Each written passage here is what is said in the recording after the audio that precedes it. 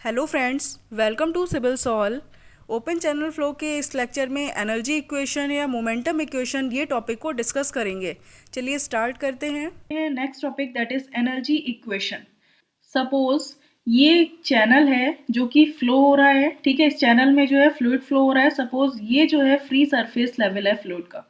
तो डेटम से जो चैनल की डिस्टेंस है वो सपोज z1 है चैनल बॉटम की, और जो फ्लो डेप्थ है वो y1 है, ठीक है। तो आपको पता है कि जो टॉप लेवल होता है वाटर का फ्लो का, वही आपकी हाइड्रोलिक ग्रेडियंट लाइन कहलाती है ओपन चैनल फ्लो के केस में, क्योंकि इसमें जो प्रेशर होता है वो ओवरऑल प्रेशर हेड जीरो होता है। अब सपोज काइनेटिक हेड की अगर आप बात करें तो ये जो लेवल है, सपोज ये आपका ये लाइन जो जा रही है ये आपकी टोटल एनर्जी लाइन हो गई, क्योंकि जो टोटल एनर्जी लाइन होती है उसमें जो काइनेटिक हेड होता है वो भी ऐड होता है। तो सपोज ये काइनेटिक हेड है, इसकी वैल्यू है alpha one V one square upon two g, जहाँ पर अल्फा वन जो है वो काइनेटिक एनर्जी फैक्टर है। तो सपोज ये सेक्शन वन वन था जिसमें ये वैल्यूज जो है मिल रही हैं। वही ये सेक्शन अगर टू टू की बात करें तो आपको पता है कि ये वैल्यू क्या है। सपोज यहाँ से बॉटम पे अगर आप बात करें, ये डाउन स्ट्रीम सेक्शन हो गया और ये अप स्ट्रीम सेक्शन हो गया, जहाँ से फ्लो शुरू हुआ है और यहाँ पे एंड हो रहा है। तो यहाँ पे अगर आप बात करते हैं तो ये Z2 डेप्थ हो गई और ये फ्लो डेप्थ जो है ये सपोज Y2 है, ठीक है। और यहाँ पे अगर आप बात करते हैं तो ये जो एनर्जी हेड है ये सपोज है alpha two V two square upon two g. और इनमें अप स्ट्रीम से डाउन स्ट्रीम में जो लॉस हुआ है हेड में वो suppose H F plus H E है, जहाँ पर एच एफ जो है आपका फ्रिक्शनल लॉस है, यानी फ्रिक्शन लॉस हो गया, और जो एच ई होता है ये आपका कहलाता है एडीज लॉस, ठीक है। तो अगर आप प्रिज्मेटिक चैनल की बात करते हैं तो प्रिज्मेटिक चैनल में सारी वैल्यूज जो है वो कांस्टेंट रहती है, शेप वगैरह। तो प्रिज्मेटिक सेक्शन के लिए, प्रिज्मेटिक चैनल के लिए जो एडीज लॉस होता है उसकी वैल्यू जीरो होती है। अब सपोज अप स्ट्रीम और डाउन स्ट्रीम सेक्शन में अगर आप देखते हैं तो टोटल हेड को अगर आप इक्वेट करें तो टोटल हेड क्या हो जाएगा, Z1 जो कि डेटम हेड है प्लस Y1 हो गया plus alpha one V one square upon two g, ठीक है। ये टोटल हेड हो गया विच इज इक्वल टू Z2, यानी डाउन स्ट्रीम सेक्शन में देखें Z2 plus Y2 plus alpha two into V two square upon two G plus H F plus H E, यानी कि एच ई अगर जीरो है prismatic channel के case में बात कर रहे हैं तो ये सिर्फ एच एफ, ठीक है। तो यहाँ पे अगर आप देखें तो इन दोनों को इक्वेट कर दिया, यहाँ से जो एच एफ की वैल्यू निकलेगी तो ये जो ओवरऑल सम है Z1 plus Y one plus alpha one V one square upon two g, इसको आप कह सकते हैं कि ये टोटल एनर्जी है, total energy at upstream section, ठीक है। माइनस ये वैल्यू अगर आप माइनस कर देंगे तो ये ओवरऑल क्या है, total energy eight down stream section. तो जो फ्रिक्शनल हेड लॉस होता है वो आपका होता है total energy at upstream section minus total energy eight down stream section. अब सपोज अगर आप बात करते हैं कि if channel is horizontal and frictionless, channel जो है आपका हॉरिजॉन्टल है और फ्रिक्शनलेस है, तो जब फ्रिक्शन लेस होगा तो उस केस में कोई फ्रिक्शनल लॉस नहीं होगा, यानी कि एच एफ की वैल्यू क्या हो जाएगी, जीरो। तो एच एफ की वैल्यू जीरो होने के केस में जो टोटल एनर्जी है एट अप स्ट्रीम सेक्शन वो किसके इक्वल हो जाएगी, total energy eight down stream section, ठीक है। और हॉरिजॉन्टल चैनल का मतलब है कि Z1 इक्वल टू Z2, जो ये चैनल है ये आपका हॉरिजॉन्टल है तो डेटम से इसकी डिस्टेंसेस क्या होंगी, इक्वल होंगी, यानी Z1 की वैल्यू Z2 के इक्वल होगी। अब कुछ एजम्पशंस हैं एनर्जी इक्वेशन के, देख लीजिए। इसमें ये जो फ्लो एज्यूम किया गया है ये स्टीडी एज्यूम किया गया है कि जो फ्लो है वो स्टीडी है। हाइड्रोस्टैटिक प्रेशर डिस्ट्रीब्यूशन रहता है इसमें, यानी कि जो कर्वेचर का इफेक्ट है उसको आप नेग्लेक्ट कर देते हैं। चैनल जो है वो प्रिज्मेटिक है, मीन्स की जो एडीज लॉसेज हैं वो जीरो हैं, और स्लोप जो है चैनल का वो बहुत ज़्यादा स्मॉल है। ये क्वेश्चन देख लीजिए। An expansion in a horizontal rectangular channel है, जो कि हॉरिजॉन्टल चैनल है, रेक्टेंगुलर चैनल है, takes place from a width of 2 metre to 3 metre, यानी कि कोई चैनल है जिसकी विड्थ जो है सपोज यहाँ पर 2 मीटर है और ये 3 मीटर है, ठीक है। Depth of flow for a discharge of 7.2 metre cube per second are 1.2 metre and 1.4 metre in the narrower and wider section. अब यहाँ पर विड्थ कम है तो ये नैरोअर सेक्शन हो गया, तो सपोज अगर आपका चैनल जो है वो हॉरिजॉन्टल है, इसका मतलब है कि ये जो डेटम हेड है इसमें क्या होगा, इसकी value Z1 equal to Z2 होगी। तो सपोज नैरोअर सेक्शन ये है, तो यहाँ पर जो फ्लो की डेप्थ है वो आपकी 1.2 मीटर है, और एंड 1.4 मीटर जो वाइडर सेक्शन है, यहाँ पर जो डेप्थ है फ्लो की सपोज वो कितनी है, 1.4 मीटर। ठीक है, अब कह रहे हैं कि assume kinetic energy correction factor eight inlet and outlet. तो इनलेट पे यानी कि ये सेक्शन 1 हो गया, यहाँ पर सपोज जो है वो 1.05 है, और आउटलेट यानी अल्फा 2 पर जो है वो 1.15 है। एनर्जी लॉस एस्टिमेट करना है, यानी कि यहाँ से यहाँ तक फ्लो होने में कितना एनर्जी लॉस हुआ। ठीक है, तो सपोज अगर आप अप स्ट्रीम सेक्शन यानी 1 सेक्शन पे देखें तो एनर्जी कितनी होगी total, y1 plus z1 equal to z2 है, जो कि वैल्यू 0 हो जाएगी क्योंकि ये हॉरिजॉन्टल सेक्शन है। तो सिंपली आ जाएगा y1 plus alpha 1 v1 square upon 2g which is equal to y2 plus alpha 2 into v2 square upon 2g। अब यहाँ पे फ्रिक्शनल लॉस यानी कि जो एनर्जी में लॉस हो रहा है, या तो आप डायरेक्टली EL लिख सकते हैं कि जो एनर्जी में लॉस हो रहा है। तो y1 की वैल्यू जो है वो क्वेश्चन में गिवन है, आपको जो है v1 और v2 की वैल्यू नहीं पता, लेकिन ओवरऑल डिस्चार्ज जो है वो गिवन है 7.2 मीटर क्यूब पर सेकेंड, यानी जो डिस्चार्ज है वो कांस्टेंट है 7.2 मीटर क्यूब पर सेकेंड। तो इसमें आप जो कंटिन्यूटी इक्वेशन है वो लगा सकते हैं a1 v1 equal to a2 into v2। तो यहाँ से v1 की वैल्यू आपकी कितनी आ जाएगी, 7.2 डिवाइडेड बाई a1। अब आपको पता है कि इस सेक्शन पे 1 पे विड्थ 2 मीटर है और जो डेप्थ है वो 1.2 मीटर है, और चैनल रेक्टेंगल है यानी कि विड्थ इंटू डेप्थ हो गया एरिया। तो यहाँ पे 7.2 डिवाइडेड बाई विड्थ कितनी है, 2 इंटू डेप्थ है 1.2 मीटर। तो ये जो वैल्यू आ जाएगी आपकी 3 मीटर पर सेकेंड। सिमिलरली v2 यानी कि वेलोसिटी निकाल सकते हैं सेकेंड। तो 7.2 डिवाइडेड बाई यहाँ पर विड्थ कितनी है 3 मीटर इंटू डेप्थ है आपकी 1.4 मीटर। तो इसको जब सॉल्व करेंगे तो 1.714 मीटर पर सेकेंड ये v2 की वैल्यू आ गई। अब ये दोनों वैल्यूज आ गई हैं, इक्वेशन 1 में पुट कर दीजिए। तो अगर आप पुट करेंगे इक्वेशन 1 में, पुट इन इक्वेशन 1, तो आपकी वैल्यू क्या आ जाएगी, y1 इक्वेशन है y1 plus alpha 1 v1 square upon 2g equal to y2 plus alpha 2 v2 square upon 2g plus energy loss. ठीक है, तो y1 आपको पता है डेप्थ है 1.2 मीटर, प्लस अल्फा 1 की वैल्यू क्वेश्चन में गिवन है 1.05, v1 की वैल्यू आप फाइंड कर चुके हैं जो कि ये 3 square divided by 2 into 9.81 which is equal to y2 की वैल्यू है 1.4 प्लस अल्फा 2 की वैल्यू है 1.15 into 1.714 square divided by 2 into 9.81 plus energy loss. तो यहाँ से जो है आप EL की वैल्यू फाइंड कर सकते हैं, दैट इज 0.109 मीटर।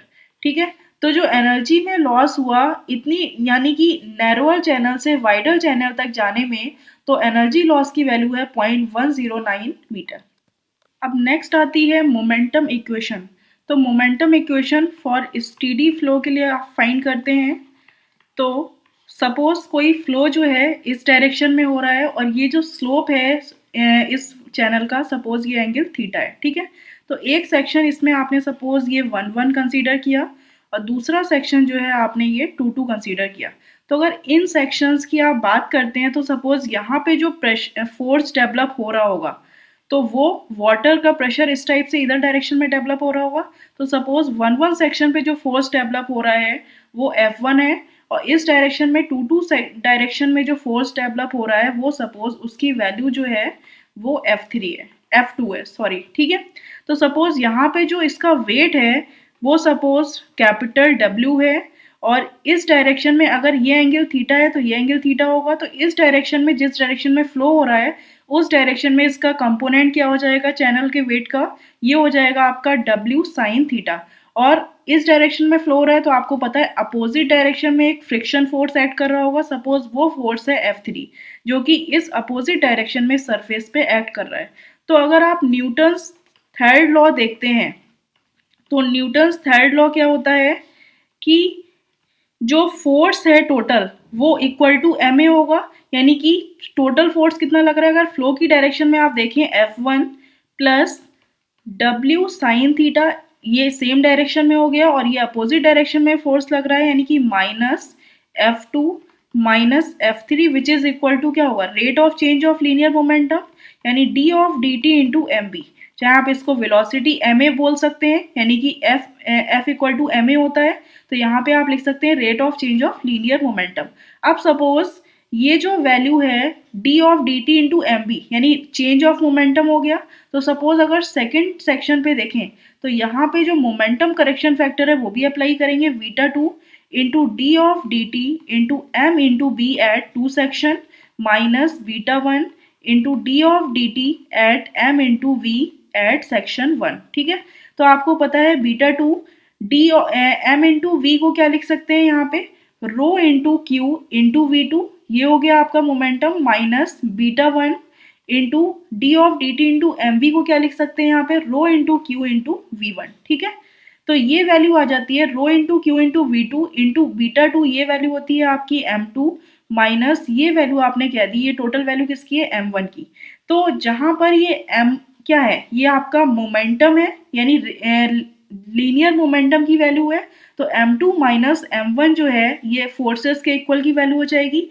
अब सपोज आपका चैनल हॉरिजॉन्टल और फ्रिक्शन लेस है, तो जब चैनल हॉरिजॉन्टल होगा तो थीटा की वैल्यू क्या होगी, जीरो होगी, यानी जब यहाँ पे पुट करेंगे तो ये वैल्यू आपकी जीरो हो जाएगी, डब्ल्यू साइन थीटा। और वही अगर फ्रिक्शन लेस चैनल है तो यानी कि फ्रिक्शन जो फोर्स लग रहा है उसकी वैल्यू भी जीरो होगी, यानी F3 की वैल्यू भी जीरो हो जाएगी। तो फाइनल वैल्यू यहाँ से क्या बचेगी, F1 माइनस F2। तो अगर आप देखते हैं if channel is horizontal and frictionless, तो उस केस में फ्रिक्शनलेस, तो उस केस में जो है F3 यानी कि जो फ्रिक्शनल फोर्स है उसकी वैल्यू जीरो हो गई, और W sine theta, horizontal channel है, साइन थीटा की वैल्यू क्या होगी, थीटा की वैल्यू जीरो होगी, तो ये वैल्यू भी आपकी जीरो हो जाएगी। तो अगर आप फर्स्ट इक्वेशन में पुट करेंगे तो वैल्यू कितनी आएगी, F1 minus F2 which is equal to M2 minus M1। ठीक है, अगर यही वैल्यू को इसको आप डायरेक्टली लिख सकते हैं F1 plus M1 equal to F2 plus M2। तो यहाँ पे अगर इसको आप रो जी से डिवाइड कर दें, यानी F1 plus M1 divided by rho into g which is equal to F2 plus M2 divided by rho into g, यानी यूनिट वेट से आपने डिवाइड कर दिया, कोई इफेक्ट नहीं पड़ेगा, ये कैंसिल आउट हो सकते हैं। तो ये आपका कहलाता है Fs, जिसको कहते हैं स्पेसिफिक फोर्स। तो जो स्पेसिफिक फोर्स होता है उसकी वैल्यू होती है F plus M upon rho g. ठीक है, तो M2 माइनस M1 जो होता है, जहां पर आप कहते हैं इसको मोमेंटम फ्लक्स, इसको आप मोमेंटम फ्लक्स कहते हैं, यानी rate of change of linear momentum, तो ये आपका कहलाता है M2 माइनस M1। तो ये जो केस है आपने जो स्टडी पढ़ी है, जो स्पेसिफिक फोर्स की वैल्यू आई है, ये केस है this case for steady non uniform flow की आपने बात करी, स्टीडी नॉन यूनिफॉर्म फ्लो। ठीक है, अब सपोज जो फ्लो है वो आपका स्टीडी यूनिफॉर्म फ्लो है, स्टीडी नॉन यूनिफॉर्म फ्लो की जगह स्टीडी यूनिफॉर्म फ्लो है। तो इस केस में आपको पता है कि अगर आप दो सेक्शंस की बात करते हैं तो उन सेक्शंस पे जो फ्लो की प्रॉपर्टीज हैं वो कांस्टेंट रहती हैं, वो चेंज नहीं होती। तो V1 एंड V2 की वैल्यू जो है वो कांस्टेंट रहेगी। तो जब V1 और वेलोसिटी दोनों सेक्शंस पे कांस्टेंट होंगी तो आप ये कह सकते हैं कि जो rate of change of momentum है, यानी कि M2 माइनस M1 की वैल्यू है क्या हो जाएगी, जीरो, क्योंकि इसमें मास तो कांस्टेंट है, m इंटू बी होता है। तो यहाँ पे जब वेलोसिटी भी कांस्टेंट होगी तो इनके बीच में जो डिफरेंस है वो क्या हो जाएगा, जीरो।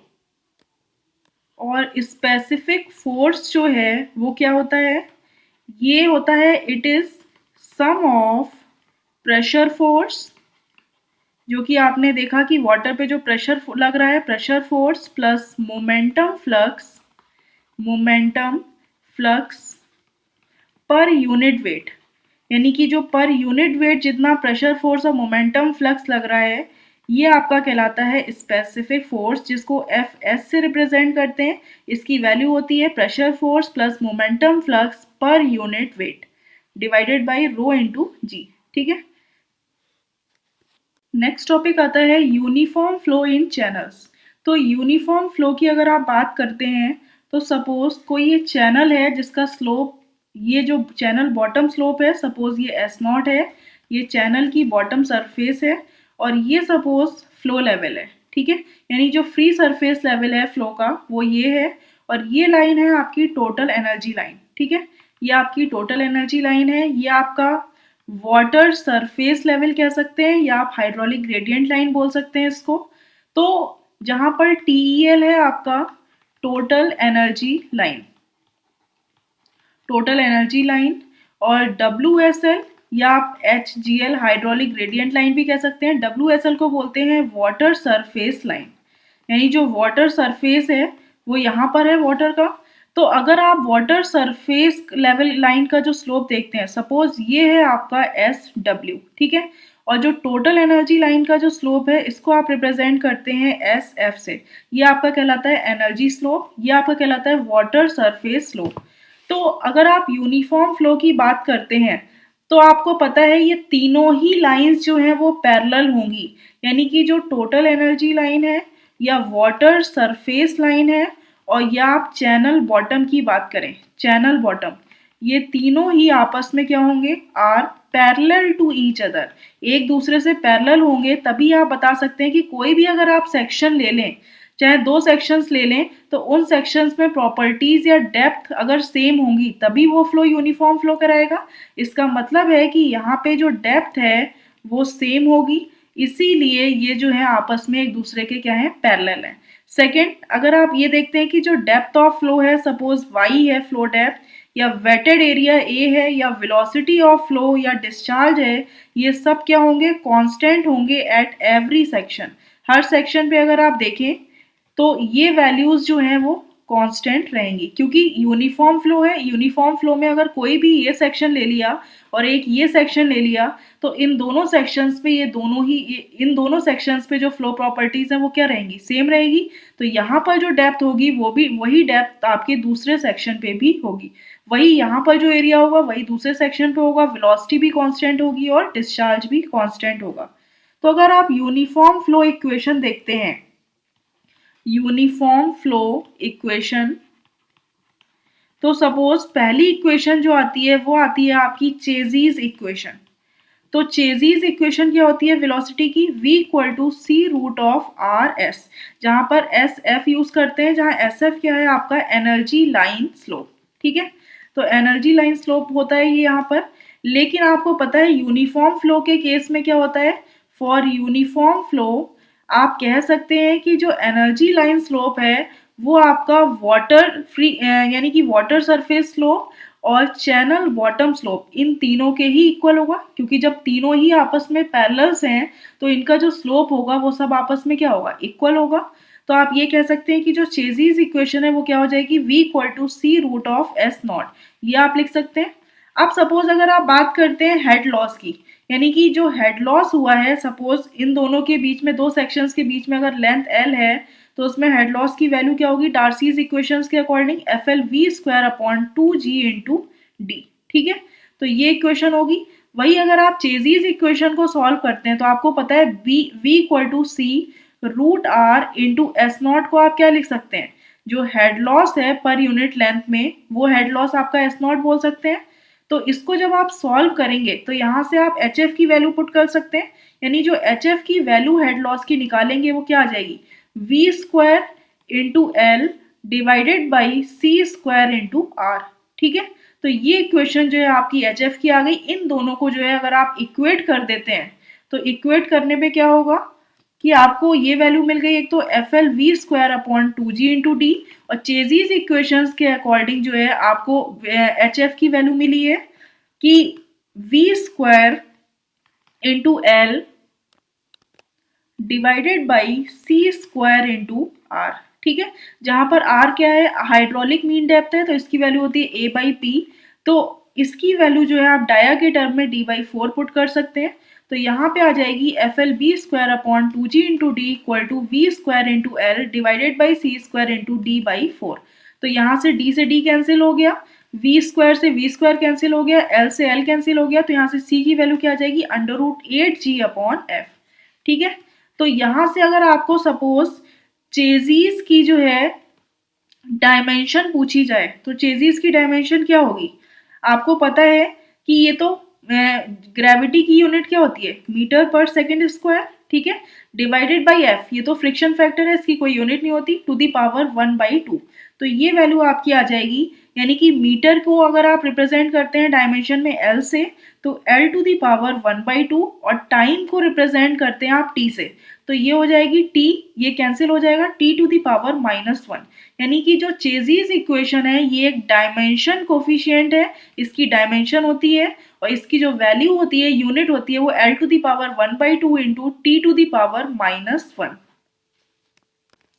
जो नेक्स्ट इक्वेशन आती है वो आती है आपकी मैनिंग्स इक्वेशन।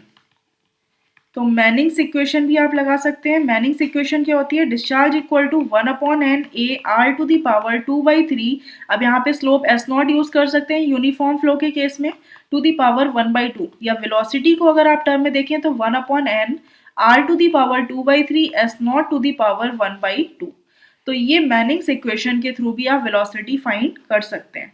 अब यहाँ पे जहाँ n की वैल्यू जो है वो आपको फाइंड करनी है, तो एक स्ट्रिकलर्स इक्वेशन होती है, इस इक्वेशन की हेल्प से जो है आप n की वैल्यू निकाल सकते हैं, जहाँ n इक्वल टू होता है k to the power 1/6 divided by 24 divided by 21.1, या आप ये लिख सकते हैं चाहे 24 या 21.1 ऑब्लिक ये कोई वैल्यू यूज कर सकते हैं, या D50, यानी कि D50 to the power 1/6 divided by 24 oblique 21.1, और जहाँ पर k एंड D50 जो है इनकी वैल्यू जो है वो मीटर में है, और k आपका कहलाता है roughness height in metre, roughness height in metre.